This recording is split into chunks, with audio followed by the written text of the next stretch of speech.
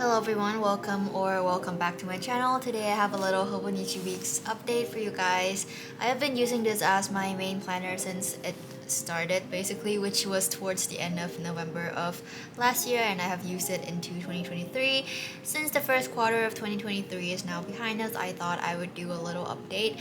What I like, what I don't, what has fallen off the bandwagon, and what I have stuck with. So let's get started. Okay, now that we're up close and personal, let's first go over the features of this planner. My weeks is in the bunny print with the clear cover on it. You can purchase these clear covers from Hobonichi and it makes your planner more carefree and you can just throw it in your bag. You just slot the front and back of the planner in the cover just like so, and there's a little slip pocket here which does fit a card. I'm gonna actually move this Polaroid to the back of my phone case actually, but I'll do that later. Hobonichi gives you this clear sleeve to stick on anywhere in your planner. There's also another slip pocket at the back of the planner and it has a pen loop as well, which I really love. In the front, it gives you the calendar of this year as well as last year and next year. And it has the important holidays down at the bottom here. It gives you a year overview or a year at a glance, whatever you call it.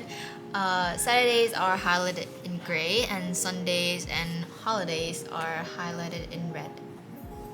Then we move on to the monthly calendars. It starts in December of last year and goes all the way through to March of next year. I'm showing you a blank calendar pages here. Again, Saturdays are highlighted in gray and Sundays and holidays are highlighted in red. It shows you the week number at the front of each row, which is nice. There are these 4 boxes at the bottom here which you can use as like an important to-dos or goals for that month, or you can just ignore it completely.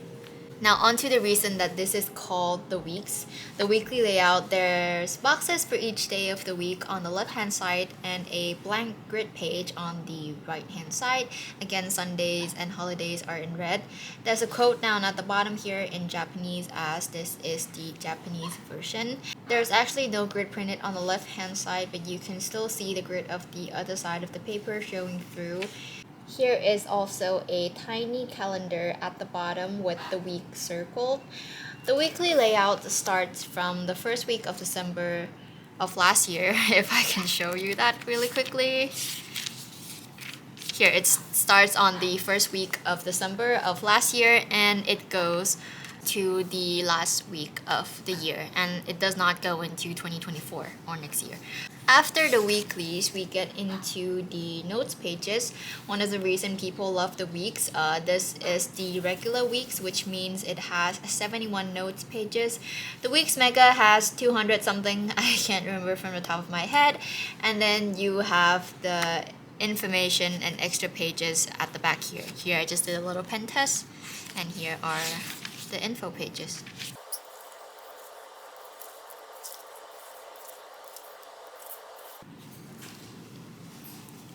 Let's now move on to what I like and what doesn't really work for me. Let's start off with my mood tracker. I am loving the look of this. It is so colorful. However, in March, I started incorporating other things on here as well, and maybe it was just a little too much and I have fallen off a little bit. I stopped tracking completely halfway through the month and didn't really want to backfill it, so I'm back to just tracking my mood in April, and it's going pretty well so far.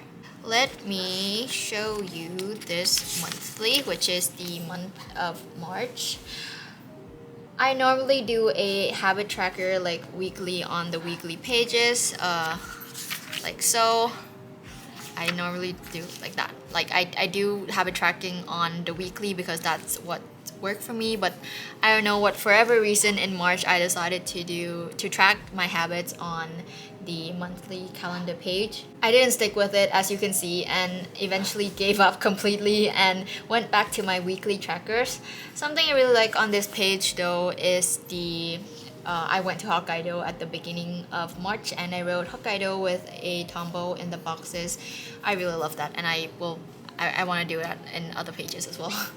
For the past few weeks, actually, I've been using just pen only on all the pages, and I'm loving the simplicity of it. I really admire people who like decorate their pages with stickers and little doodles, but this for me is purely functional. I might use tumbles and mild liners here and there. Like this week, I highlighted those. I had an exam on this week, and I just highlighted those days with a red mild liner. Sometimes I do feel the urge to decorate. For example, this page here, I put down a few stickers, but those are like less busier weeks, obviously. Other than that, this is just a place for me to write down tasks, remember events, and occasionally brain dump on the notes pages at the back here. Thank you so much for watching. If you do have any questions, please do leave them in the comments below. Please consider subscribing because that will make my day, and I would love to see you in my next video. Bye!